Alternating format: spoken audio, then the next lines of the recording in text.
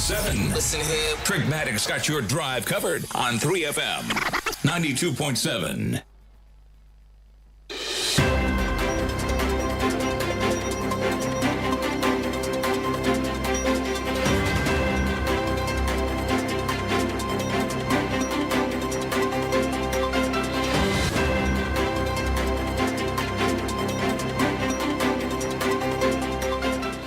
Hello, good evening and welcome to Hot Edition on 3FM 92.7. This bulletin is live from our studio here at Desanwe Kanda in Accra and also live around the world on 3news.com. My name is Martin Asiedu Date. Coming up this evening, GN Savings and Loans license restored after appeal court decision.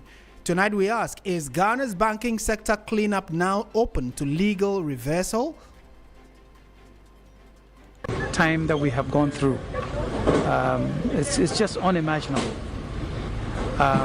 What I want to say also is that we are in a very good political environment, and that environment too has brought about a wind of change. We would explore details of that particular story in a moment. Also, authorities warn of danger after mudslide buries homes and causes extensive property damage in Adaklu, Helekwe in the Volta region. We have updates of that and more for the next 1 hour. At the tail end, we'll bring you business and sports.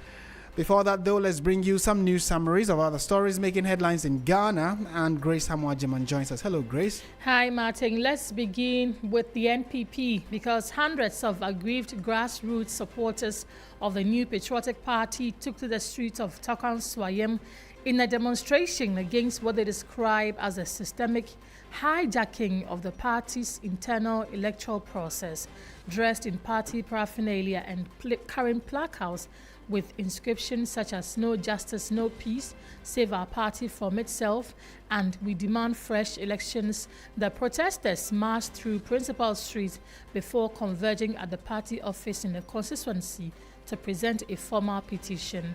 Also, the Ghana Police Service has arrested a woman identified as Mahama Aminat, also known as Akosia Sewa Aminat, for allegedly issuing threats against President Mahama in video circulated on social media. According to a police statement, the suspect was arrested by the Inspector General of Police, Cyber Vetting and Enforcement Team for offensive conduct and allegedly threatening the life of the president. And before we go, the Ministry of Lands and Natural Resources has launched a fact-finding team to probe allegations of possible involvement of persons purported to be national security officers in illegal mining in parts of the country. This follows the arrest of 4 armed illegal miners at Dominase on Wednesday, May 20, who were illegally mining along the river Ankobra. That's it for the news summaries, Martin. Thank you very much, Grace. Let's settle down for the details of our stories now, and we're starting from the courts. The Court of Appeal has unanimously restored the license of GN Savings and Loans Company Limited, overturning an earlier High Court ruling that upheld the company's shutdown during Ghana's banking sector cleanup exercise. A 3-member panel of the Court of Appeal held that the decision to revoke the company's license was unfair and unreasonable. As a result, the court quashed both the decision by the Bank of Ghana to revoke the license and the earlier High Court judgment that affirmed the revocation.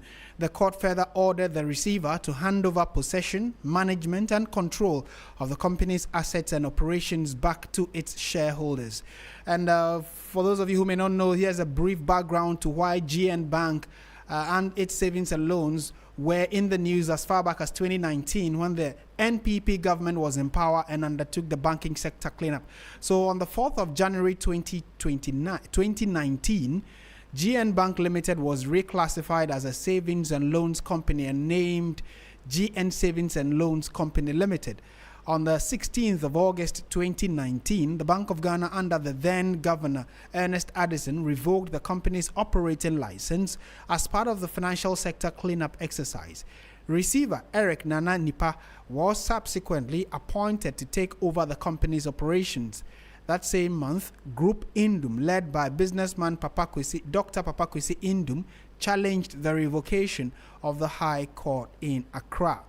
And these were the reliefs that the Group Indum were seeking. They were seeking an order to quash the Bank of Ghana's decision to revoke the license of GN Savings and Loans, an order compelling the Bank of Ghana to restore the operating license of GN Savings and Loans, an injunction restraining the Bank of Ghana, the receiver, and related state institutions from taking over or interfering with the management and operations of the company, an order preventing the receiver from interfering with the rights of shareholders, directors, and management to control the business pending the determination of the case.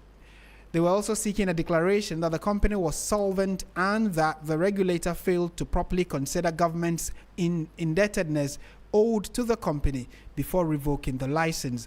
Additional consequential orders and reliefs the court deemed appropriate in the circumstances of the case.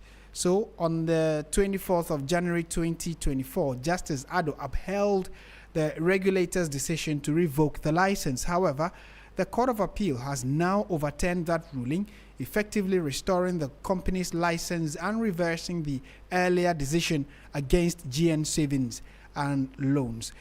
So now let's listen to Dr. Papakwesi Indum, who is the chairman of Group Indum, and it was his business that was, that according to him, it was solvent, but based on the evidence that was adduced in court in 2019, they said that the bank was insolvent and that they needed to revoke their license. Let's listen now to Papakwesi Indum, who spoke after the appeals court decision. It's been a difficult, very, very difficult 7 years. I want to thank family. I want to thank all of our employees. We've had some very, very, very loyal, hardworking employees who have stood with us all these years. And definitely we give thanks to the Almighty for keeping us healthy enough to be where we are. Because this has been a very, very tough, very difficult time that we have gone through. It's just unimaginable. What I want to say also is that we are in a very good political environment. And that environment too has brought about a wind of change. And we are expecting that with our license restored, that we will now play our part in making sure that this country achieves the level of prosperity that is needed. There are just too many difficulties. Some people have died. Some have lost their jobs. Assets have been destroyed. Many things will not get back.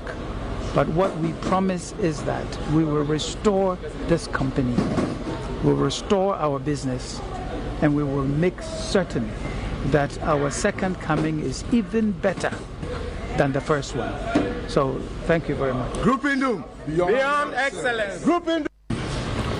Right. So those were the words of Dr. Papakwesi Indum, Group Chairman of the Group Indum company, the bank that at some point their license was revoked. Today, according to the Court of Appeal, that decision has now been reversed, so their license is to be given back to them to begin operations. Let's speak to a banking consultant, Nana Otuechampo. Mr. Otuechampo, good evening and thank you for your time. Good evening to you. Thank you. What are your immediate thoughts on this decision, and how significant is the Court of Appeal's decision, within the context of Ghana's banking sector cleanup? Well, it goes to show that the law works, and therefore this is stage 2.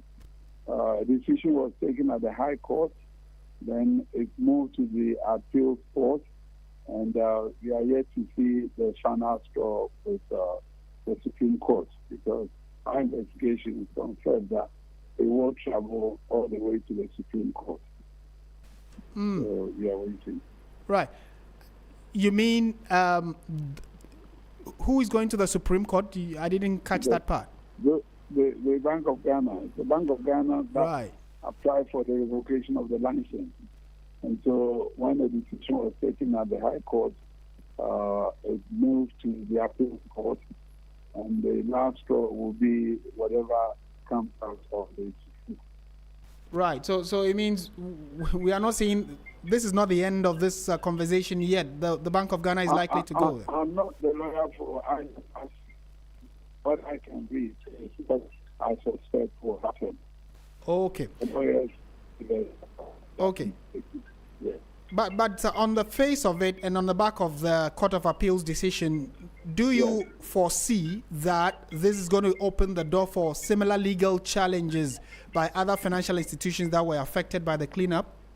Well, no and yes, in the sense that already we saw a similar decision even in the case of Ideal Finance. Today, we haven't seen them back on the scene. So this is a second in the series. By all means, a court is there for all parties, not any particular party. So therefore, we can foresee that this may not be the last with others that may want to come. Because as you know, there are 5 sectors of the financial system as of now. We have the universal banks, some of which went similar to our GN savings and loans.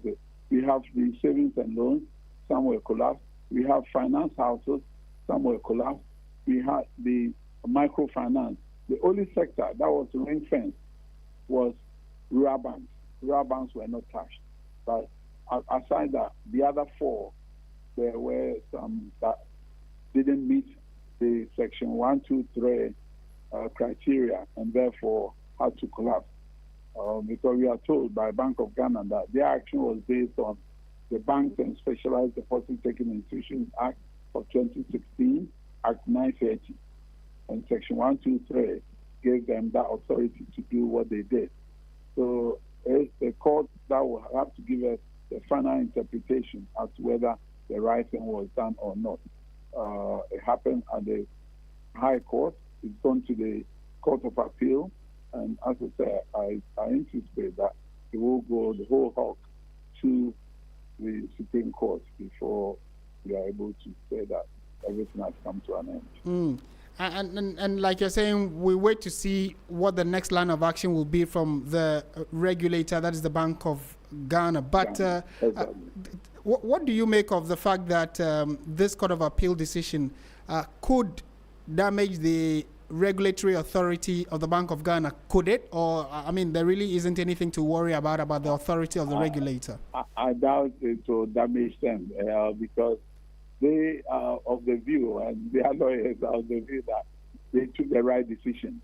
So I think we have to have a little bit of patience to see what happens at the Supreme Court.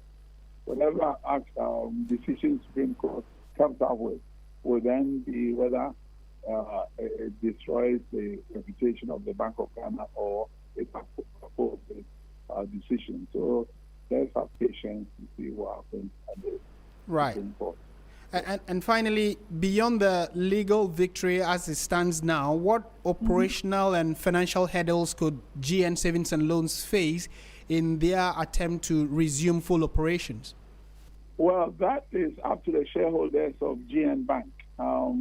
I think I heard at the tail end of Parker Singion's submission that they are ready and they are going to come better than the first coming of Christ. So their second coming is going to be tremendous. They are the shareholder, so they've got the money now, because one of the reasons why they were collapsed was they didn't meet the minimum capital requirement, among other things. So now, if they have the minimum capital requirement, that is fine, except that things have changed since then. Now, the new reform that Bank of Ghana is implementing, called the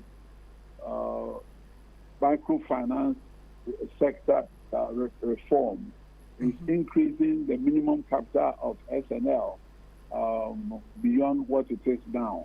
So therefore, if they are ready with that and the Supreme Court confirms, then I don't see why they shouldn't come back bigger than they were in the first coming of Christ. Right. Nana, we would have to leave it here and just wait to see what the next few days hold for us. Thank you for your time. Okay, pleasure. All right. Nana Otue Champong is a banking consultant helping us put into perspective what does this could mean, especially for the operations of GN Savings and Loans, who have won an appeal today where the Bank of Ghana, the regulator, has been directed to give back the operating license of GN Bank to them to start their operations. Let's also get some legal perspective to this. Martin Pebu is a private legal practitioner. Counsel, a very good evening to you. Thank you for your time. Yes, good evening, Evening. To start with, who in your estimation will bear the cost of restoring GN Savings and Loans, that is legal damage to them? I believe by now their assets may have deteriorated. Who takes the responsibility for ensuring that what they had before their license was revoked gets back to normal? The cost will naturally be borne by the person or the institution that revoked the license. So that's supposed notionally to be Bank of Ghana. But we all know that at the time, at least from the legal opinions given in respect of the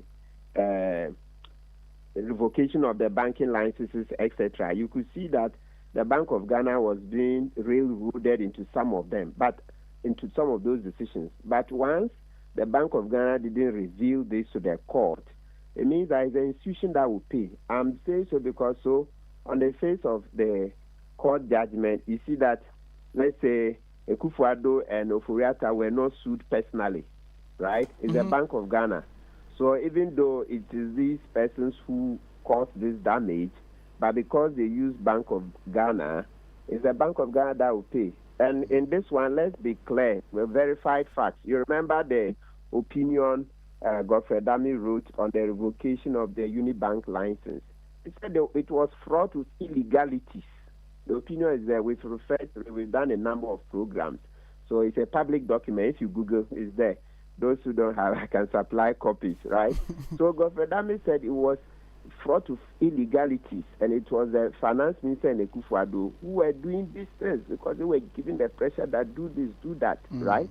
But once these persons, Ken Ofori-Atta and Akufo-Addo were not sued, it means that Bank of Ghana will bear the burden, even though we know that it was a lot of political machinations, especially based on verified facts. So I'm using the opinion Godfrey Dami himself wrote about the revocation of the Unibank license, etc. So I'm using verified facts. Yes. So this, by means that is a taxpayer. But let's also clarify something. When the judgment comes out, we'll see. From the way I understand it, I don't think Unibank also wrote or asked the court to compensate them for their deteriorated assets. These are the license that they were fighting for. Yes. So let's check that. So when you're going to court, you have to be specific what you are looking for. So as far as I'm aware, it's a license they wanted. As for their assets, I don't think that was made part of the case. That's subject to the full judgment coming out. Okay. And so just picking off the back of where you landed, could GN Savings and Loans then go back to court to seek that, for instance, those who were in authority under whose supervision their licenses were revoked, could they ask individuals to be, sued? Could they sue individuals or the state and then seek compensation beyond the fact that it was a license they were interested in the first place? The answer is generally no. So in law, you hear to every rule there's an exception. But otherwise, the general rule is that when you are starting a case, like what we call technically the course of action, look, once you know there are multiple persons involved, you are supposed to bring all of them before the court. You cannot pick and choose and sue Bank of Ghana alone, finish, and then go and start suing the other individuals. We don't allow that multiplicity of suits. So generally, once those people were not added at the beginning, unless there's an exception, which, as I say, I'm not aware of, If there is one, they can go. But otherwise, the general theory is that once you didn't add those people, that's the end of the game. Maybe before you take leave of us, I don't know how legally sound this question would be, but when people are in authority and they undertake a certain legal pursuit, and then that pursuit, although it may have made sense at the time, is later overturned, do you think we need to look at our law so that those individuals who probably took the decision can be sued, or usually it is just the institution that is dragged to court? Yeah, you see what you're saying, it sounds sweet to the ears that we should be holding people personally responsible. But what happens is that a lot of the time, you don't get the direct evidence. You see, the people make their calls. So let's say, listen, I mean, not just hypothetical, let's use the example. So it means that the persons who took the decision at the Bank of Ghana at the time, they will be having communications with the finance minister, etc. You and I will not be privy to. GN Bank will not be privy to. So when you put their names, but you cannot show that a call went at this time saying this, you cannot win. That's how come a lot of the time, even though you know the Ofuriatta had a hand in it, etc., you will not add him. Because when you add him, yes, you can serve him.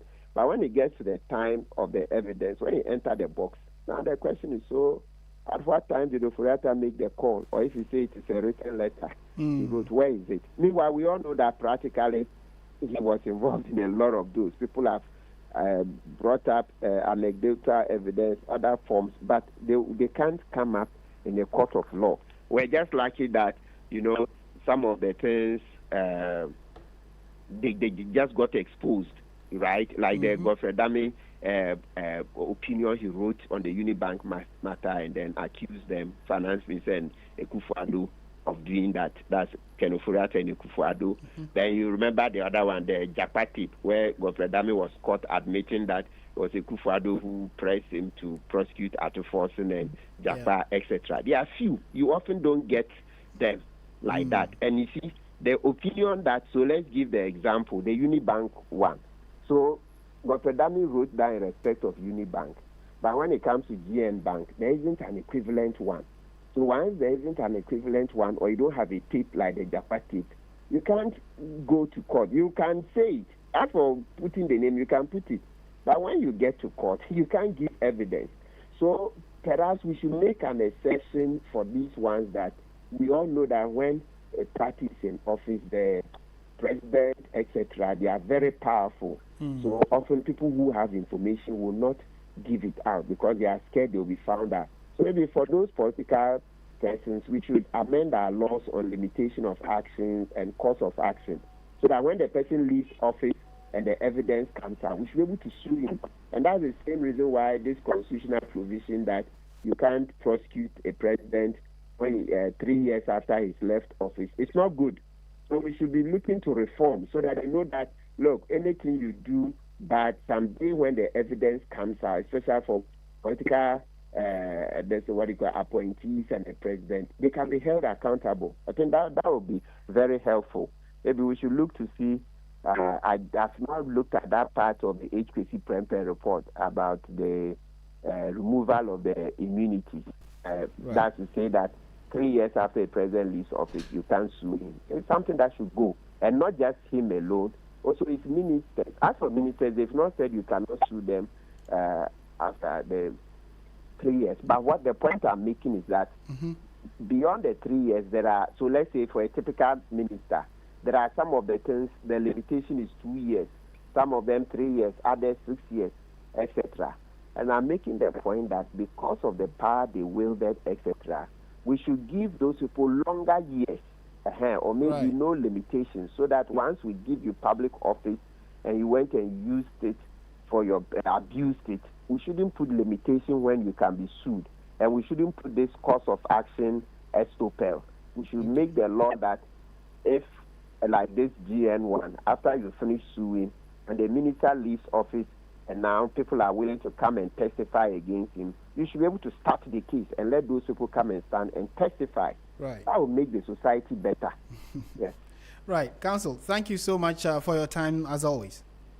You're welcome. And that is Martin Pebu, private legal practitioner, bringing some perspective, legal perspective to today's Court of Appeal decision to ask the Bank of Ghana to release the banking license to the GN Savings and Loans Company so that they can resume full operations. And we're asking, for instance, that since they were out of business for the last 7 years and counting, the offices that they had, which was dotted across the country, many of them have been sold, some taken over by weeds and all sorts of animals, some have been totally destroyed, and all of that is now going to be cost to the bank.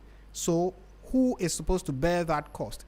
But well, from what private legal practitioner Martin Pebu has told us, we would have to wait for the judgment, the full judgment from the Court of Appeal to find out whether these were part of the reliefs that were sought by Group Indum, that they need money for those restorations.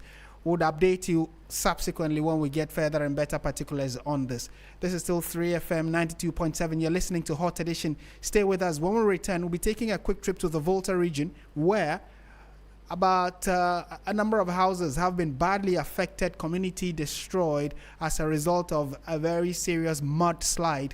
And this is not the first time it's happened. When it happened earlier, little damage was done, but this time around it looks as though that the damage was quite extensive. So we'll update you in a second. Stay with us. We'll be back shortly.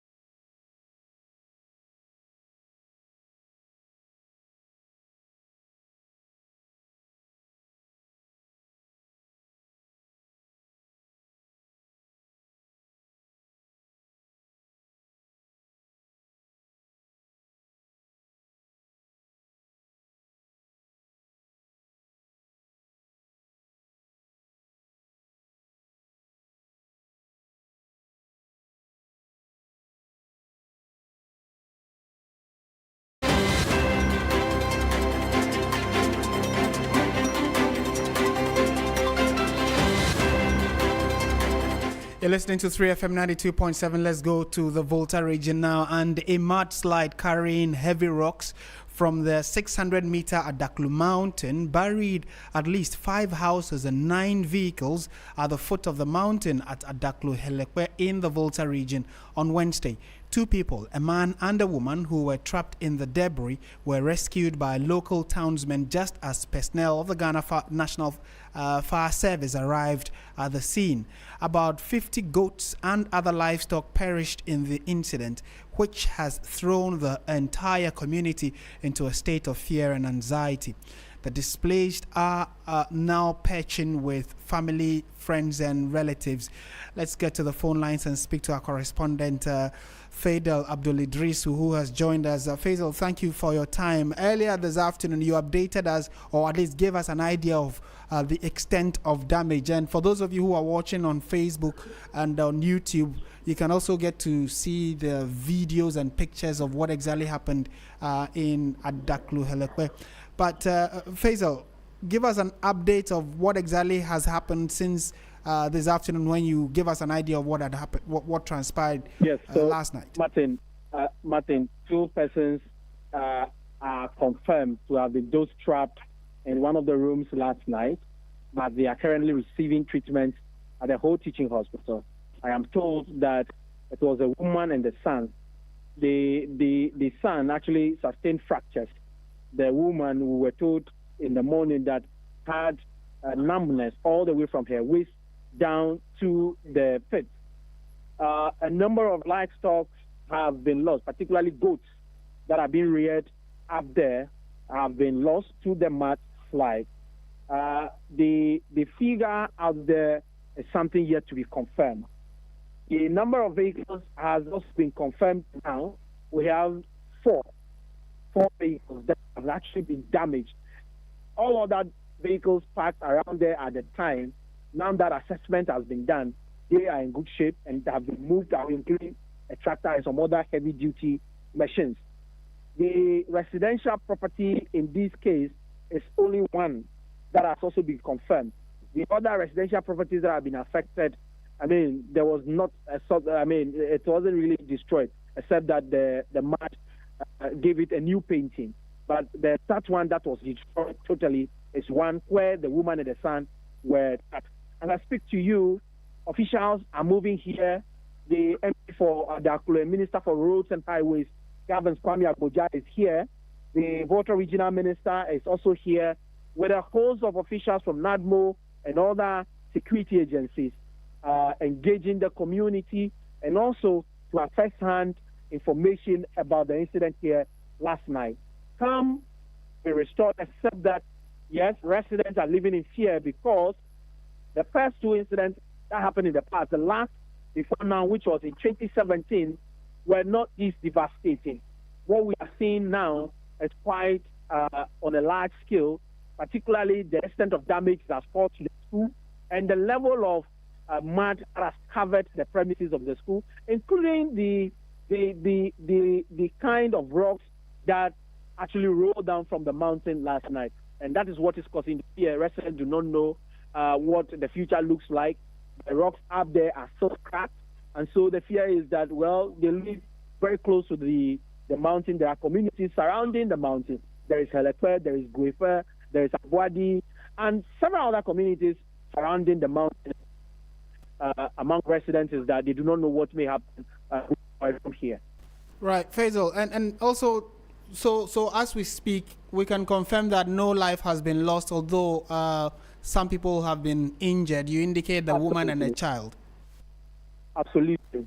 Right. Okay. So I'm sure their biggest concern, like you indicated, would be where they are going to be spending tonight. It happened last night. Was it as a result of rains, or this was just a natural occurrence of the mud sliding? There was raining in Adakule yesterday. It started around 2 p.m. and lasted all the way to 8 p.m. It was during that period that the incident happened. Now, I mentioned earlier that the school down the foot of the mountain has been devastated largely. And so this morning, they had to temporarily close down the school. This school, children from other communities are in there. They have a boarding facility run by a Canadian. And so this morning, parents were asked to come for their wards. Those that can live by themselves had to leave. As I said to you, the school has been closed temporarily. Martin. And so the neighboring communities, what are they making of this? Because we know that mountains usually are like a range. It stretches beyond just one community. The other adjoining communities, are they also as concerned, or they are pretty much okay? They've not recorded any such incident in the past, so no need to fear. They are also living in fear because they are also just at the foot of the mountain. And between the period the news broke and now, they are moving from the communities, coming here just to have a look at what really the devastation is here. So as I speak to you, the streets here are flooded, let me put it so, with human beings traveling from Boadi, and the other communities just surrounding the mountain. They are here just to sympathize and also have a look at the exact extent of damage caused here. And that is what I mentioned earlier, that the first two that happened were told. One happened at the other side of the mountain. It affected one other community. I'm not sure of the name at the moment, but the extent of damage compared to what we are seeing now is quite different. Have you been able to glean anything from the minister, the roads minister, who happens to be the MP for the area as well, and the Volta regional minister? Have they said anything to you? Yeah, so they just got here. Their engagement with the community. The minister talked about the indiscriminate cutting down of trees, which has become the order of the day. And around the mountain, it is a common practice. He is advising against it. The thing just happened. He talked about the need to have a geological survey of the area and know what to do from here. The minister also touched on the fact that these may not be the first, it may not be the last. It's not something they wish happens again, but as a government, they are going to ensure that putting the necessary measures, one, after the assessment, to be able to know where they move from here, and then ensure the safety of residents living around them.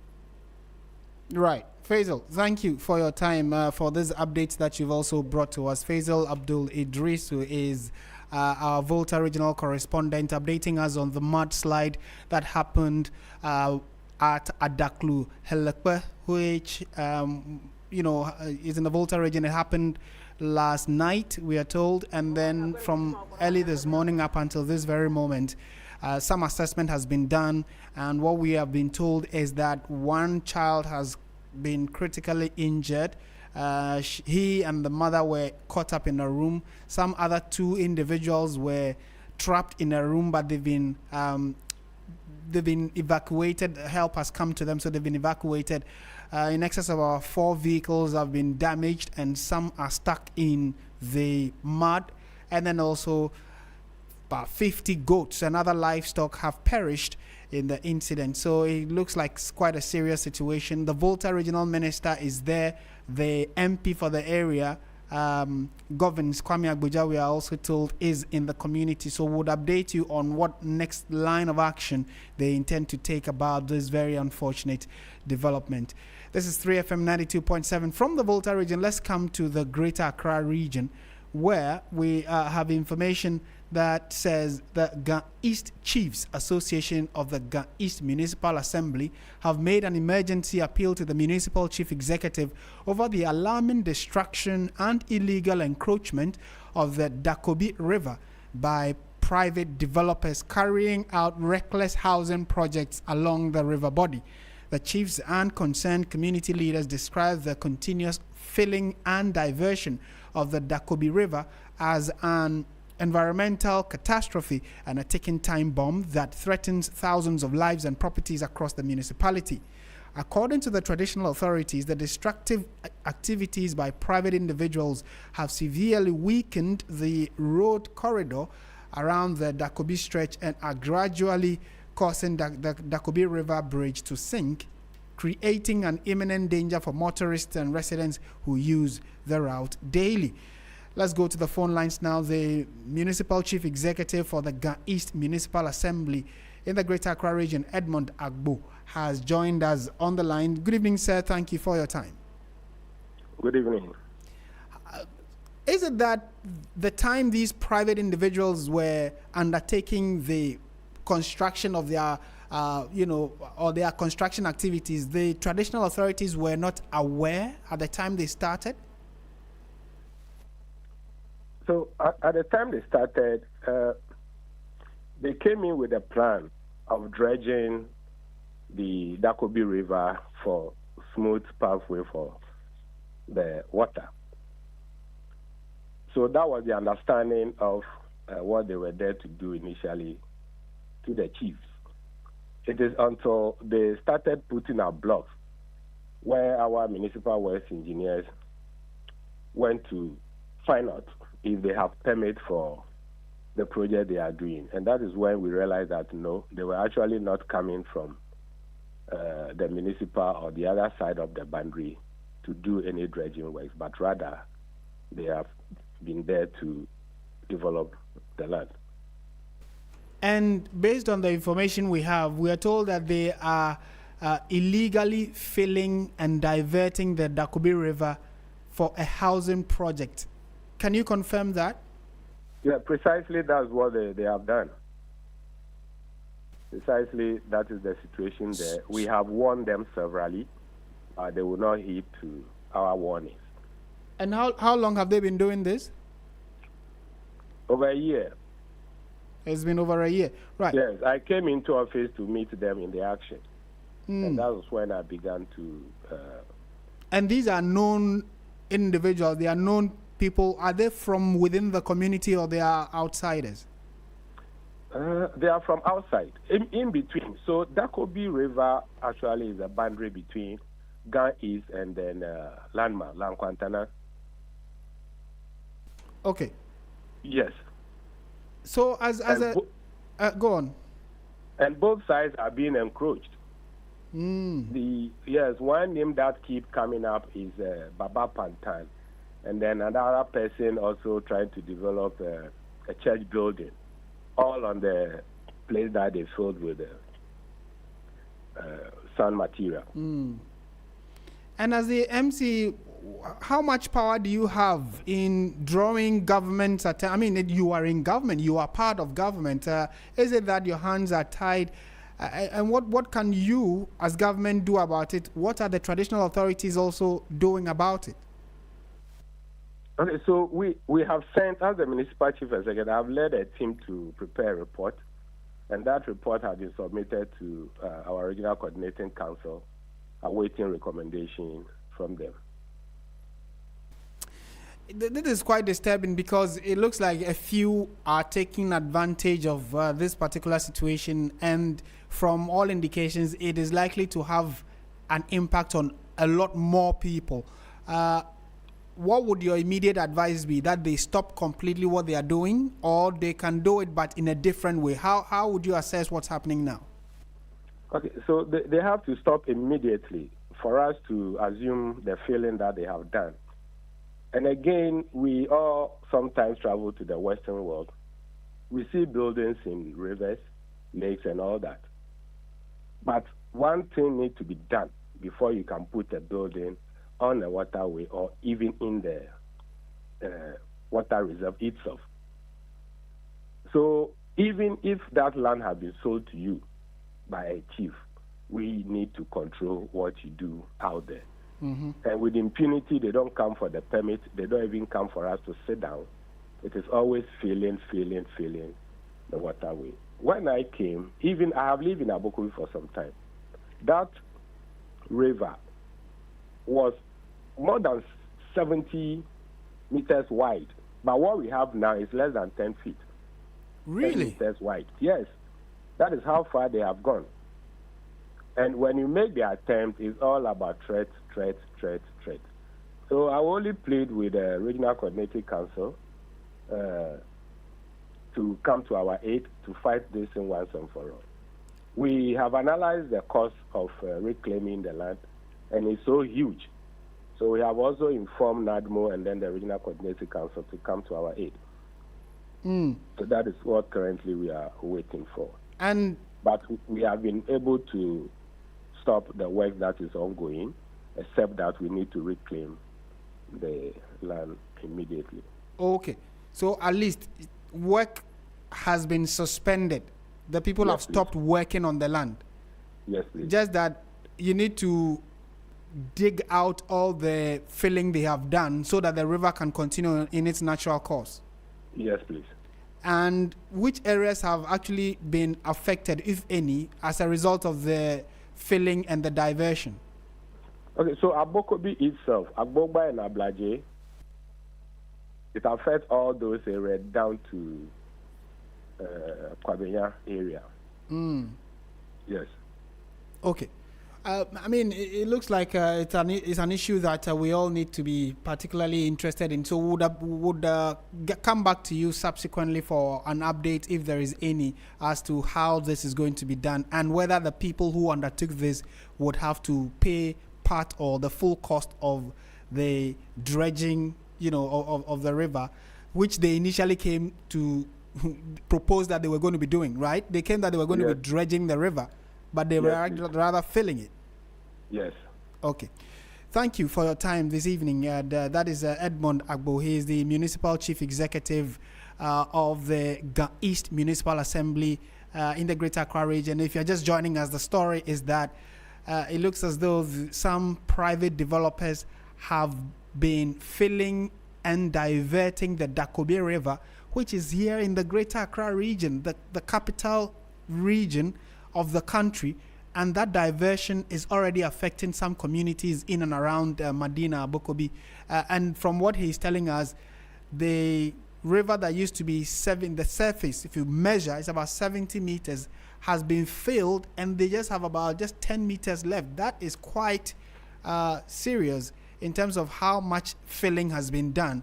And by so doing, the river is being diverted, and places that did not used to flood are being affected now as a result of that. So steps are being taken to ensure that that situation is reversed. He has updated us on the fact that work has stopped, the filling has stopped. However, they need to now go and dredge or dig out the filling that has been done so that the river can continue in its natural course. We would update you subsequently when we do get further information regarding this. You're listening to 3FM 92.7. Let's take you to the Public Accounts Committee now, and they have surcharged, the committee that is, surcharged the Coordinating Director, Finance Officer, and Revenue Superintendent of the whole Municipal Assembly to refund an amount of 138,000 Ghana cedis within 60 days. This follows findings in the Auditor General's report that 16 revenue collectors at the whole Municipal Assembly failed to account for more than 193,000 Ghana cedis in collected funds. At the Public Accounts Committee hearing on Thursday, the Finance Officer, Peace Adoga, and Internal Auditor Harrison Kwashi attempted to justify why the revenue was not deposited into the Assembly's account, but authorities say only 55,000 Ghana cedis has so far been recovered. Let's listen to the exchange before the committee today. Collector. And you guys at the Assembly, you didn't know that one is missing, and he was using it to collect building permits. Respectively, it wasn't a missing GCR, but as I indicated, it was given to him. All GCR, our internal auditor is here, the external auditors are here. We have put him, some of these things were things that had happened. Like I said, the GCR was given before we came, so I didn't know that there was any GCR like that given to. Where's the internal auditor? He's here. So we have put in measures now. Madam, the external auditors can bear us. Time out. Internal had to take somebody from somewhere, another auditor, perform some magic, and he found out, hey, there's a GCR here missing. What were you doing? Madam Chair, please, after that time, I wasn't in charge, though, but initially, it was 2023. Let me go to the recommendation. Everybody will say, Naminiha, to ensure recovery of the amount of the revenue from the environmental health officers with sanctions into the designated accounts of the assemblies. Otherwise, the coordinating directors, finance officers, revenue superintendents involved should be jointly held liable for the refund of the unaccounted amount. So, I'm going by the recommendation. The three of you, or what they call the coordinating directors, finance officers, and the revenue superintendent. You guys are going to pay that amount of money. Thank you very much. Let's move on, please. Yeah, so those were part of the exchanges today at the Public Accounts Committee. The regional minister was there, and he says government will not tolerate financial misconduct and assured that sanctions will be enforced against any staff implicated in such breaches. Infractions head on, and no lazy approach to these things, because some of the things, instead of them handling them immediately, they try to leave them on their desk, and in the end it tends to be a different thing for the MMDAs. And then also support the strengthen our monitoring and evaluation at the regional coordinating council level, and we will be able to avoid these infractions going into the future. Myself, I have a track record with this committee. In 2014, when I was a district chief executive and appeared before the Public Accounts Committee, the then chair, Honorable Ajima Menu, commended me very well for, doing a great job. When you Google James Gunu at PAC, you'll see the evidence over there. So I want to thank you very much and also assure you that these things have been dealt with and we will take the necessary steps to ensure that they do not recur going into the future. And that is James Gunu, the Volta Regional Minister, appearing before the Public Accounts Committee and giving clear indications that they will not supervise or superintend over any financial misconduct by government appointees. This is 3FM 92.7. You're listening to Hot Edition. Stay with us. Right after this, we're bringing you the latest in the world of business.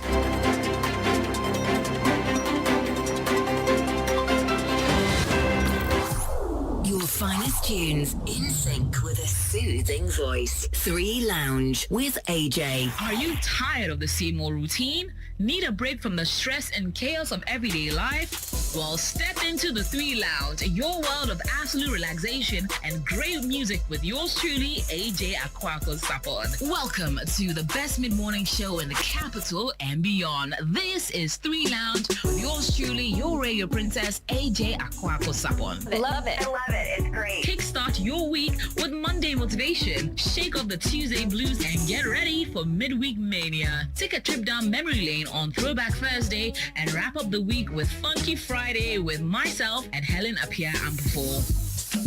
Plus, enjoy exciting celebrity interviews, insightful conversation, engaging discussions on topics that matter, and there's a boatload of fun and easy activations that reward and appreciate you, our loyal listener.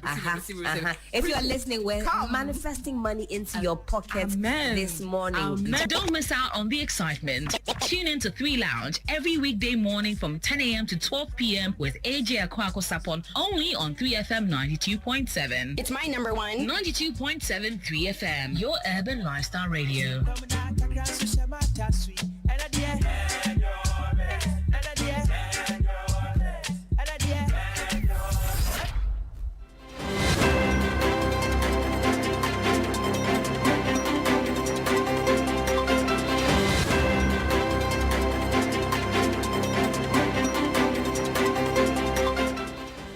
Hello, good evening and welcome to the business segment on Hot Edition on 3FM 92.7 with me, Bismarck Ausa. Coming up tonight, economist Professor Godfred Bokpin warns Ghana could return to the IMF by 2033 if deep-seated structural economic challenges are not resolved.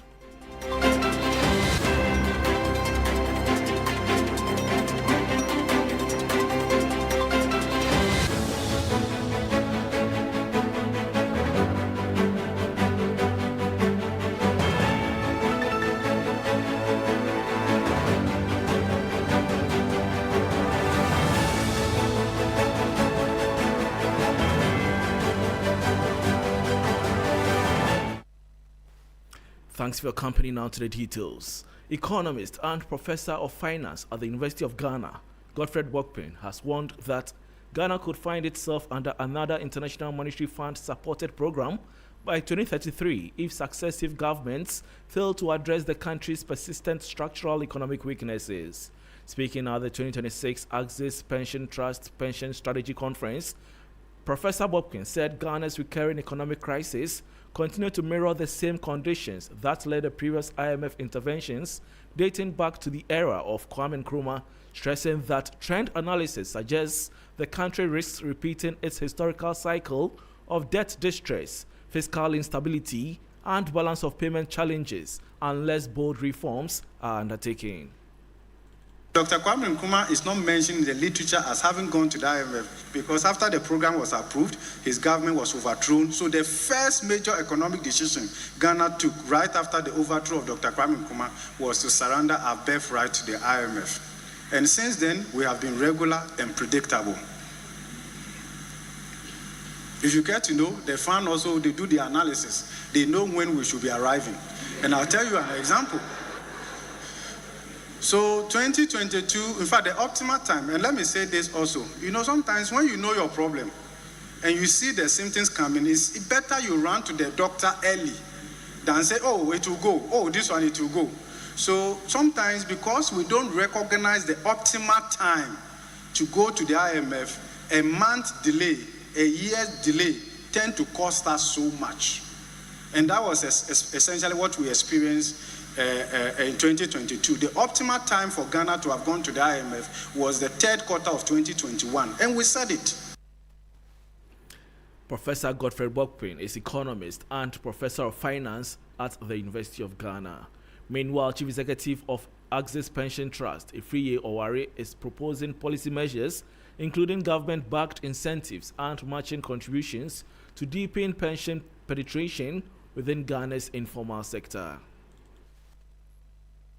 The ILO, I think 3 years ago, did an assessment of the SNI scheme, and they considered it to be unsustainable beyond 2036. Our assessment suggests that it is actually going to be sooner than 2036. And SNI is the first pillar of income protection for retirees. So something ought to be done. When the pensions reform started in 2010, government was supposed to set up retirement benefit bond to absorb the past credits, which means that the liability for paying the pension that had been accrued to the lump sum was not supposed to be on SNI. It was supposed to be on the sponsor of the scheme. That wasn't done. So we are suggesting that government should take up that liability.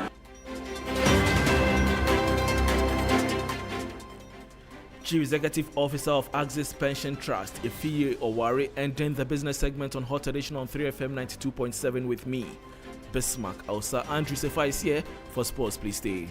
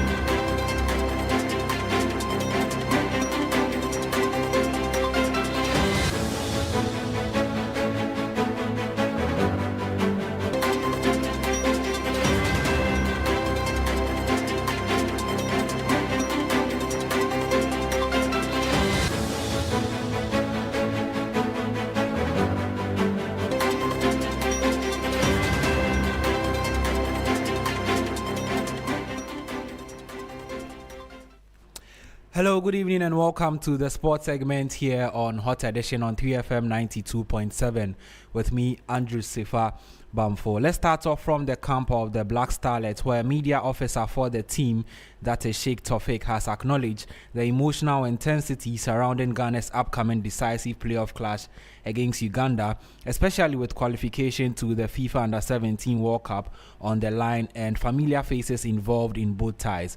The encounter carries added significance as Uganda's technical direction is led by former Ghana player Laye Kingston, who is also the former coach of Ghana's Black Starlets, who once coached the team. Let's hear from Sheikh Tofik. To be very sincere with you, this is a fixture that I wished, never happened. I feel that it's going to be a crack of a game. It's a game that will leave with a lot of memories. It's going to be an interesting. From where Ogum, I know how he's been able to speak to the boys, the team ahead of the South Africa, and how valuable they were. And I'm sure he will come up with something that will give Ghana qualification to the World Cup. They also have to prove a point. They also have to show what they learned from that time and combine it with what they have been currently taught.